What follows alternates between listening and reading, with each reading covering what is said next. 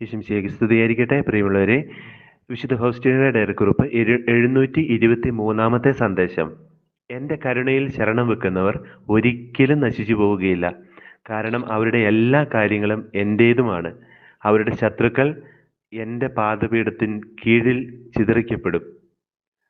ഈശോ വിശുദ്ധ ഫൗസ്റ്റീനയോട് നമ്മളെക്കുറിച്ചും വിശുദ്ധ ഫൗസ്റ്റീനയെക്കുറിച്ചും ലോകം മുഴുവനെക്കുറിച്ചുമുള്ള അവിടുത്തെ തിരുഹിതം വെളിപ്പെടുകയാണ്. അവിടുത്തെ കരുണയിൽ ശരണം വെക്കുന്നവർ ഒരിക്കലും നശിച്ചു പോവുകയില്ല. കാരണം അവരുടെ എല്ലാ കാര്യങ്ങളും ഈശോയുടേത് കൂടിയാണ്. അവരുടെ ശത്രുക്കൾ ഈശോയുടെ പാദത്തിന് കീഴിൽ ചിതറിക്കപ്പെടും. വിശുദ്ധ ഫൗസ്റ്റീനയുടെ ഡയറിക്കുറിപ്പ് 723 സന്ദേശം. പ്രിയമുള്ളവരെ, ദൈവത്തിൻ്റെ കരുണയിൽ ശരണപ്പെടുമ്പോൾ പൂർണ്ണമായിട്ട് ശരണപ്പെടുക എന്ന് പറയുന്നതിൻ്റെ അർത്ഥം അതാണ്. പിന്നീട് നമുക്ക് ഒരു ഉത്തമമായ ജ്ഞാനത്തിൻ്റെ വഴിയിലൂടെ നമ്മൾ നടത്തപ്പെടും. ദാനമായിട്ട് കിട്ടിയതല്ലാതെ ഒന്നും നമുക്കില്ല എന്ന് ബോധ്യം വരുമ്പോൾ എൻ്റെ ജീവിതം പൂർണ്ണമായിട്ട് ഒരേ ഒരു ലക്ഷ്യത്തിലേക്ക് മാറ്റപ്പെടും. ദൈവഹിതം തിരിച്ചറിയുക, ദൈവഹിതം മാത്രം ആഗ്രഹിക്കുക, ദൈവഹിതം മാത്രം പൂർത്തീകരിക്കപ്പെടാനായിട്ട് ആഗ്രഹിക്കുക.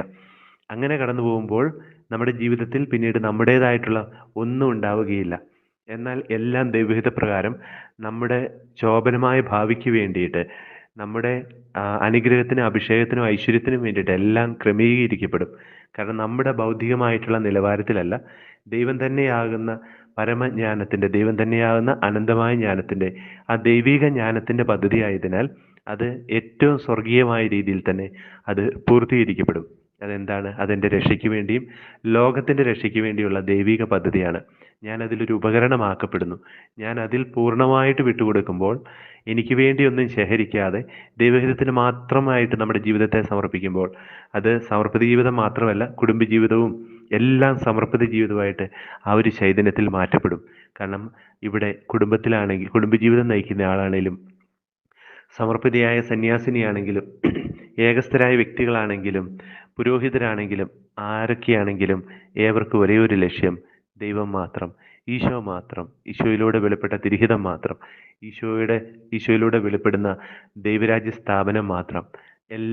എല്ലാ മനുഷ്യരുടെയും സമാധാനത്തിനും, നിലനിൽക്കുന്ന സമാധാനത്തിനും, സന്തോഷത്തിൻ്റെ പൂർണ്ണതയ്ക്കും, ജീവൻ്റെ സമൃദ്ധിക്കുമായിട്ട് എല്ലാം ക്രമീകരിക്കപ്പെടും. ഈ ഒരു സാഹചര്യത്തിൽ നമുക്ക് അതുകൊണ്ട് എല്ലാം നമുക്ക് അവിടുത്തെ കരുണയിലേക്ക് സമർപ്പിക്കാം. ദൈവഹിതം മാത്രം നിറവേറട്ടെ, ദൈവഹിതം മാത്രം നമുക്ക് ആഗ്രഹിക്കാം. അവിടെ ഈശോ പറയുകയാണ്, അവിടെ അവരൊരിക്കലും നശിച്ചു പോകുകയില്ല. കാരണം അവരുടെ എല്ലാ കാര്യങ്ങളും എൻ്റേത് കൂടിയാണ്.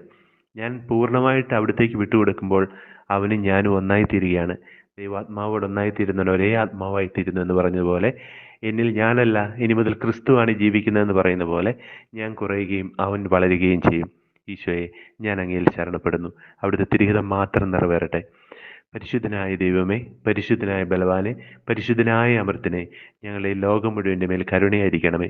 നമ്മുടെ കർത്താവായ ഈശോ മിശിഹായുടെ കൃപയും പിതാവായ ദൈവത്തിൻ്റെ സ്നേഹവും പരിശുദ്ധാത്മാവിൻ്റെ സഹവാസവും നമ്മളെല്ലാവരോടും കൂടെ ഉണ്ടായിരിക്കട്ടെ, ഇപ്പോഴും എപ്പോഴും എന്നേക്കും.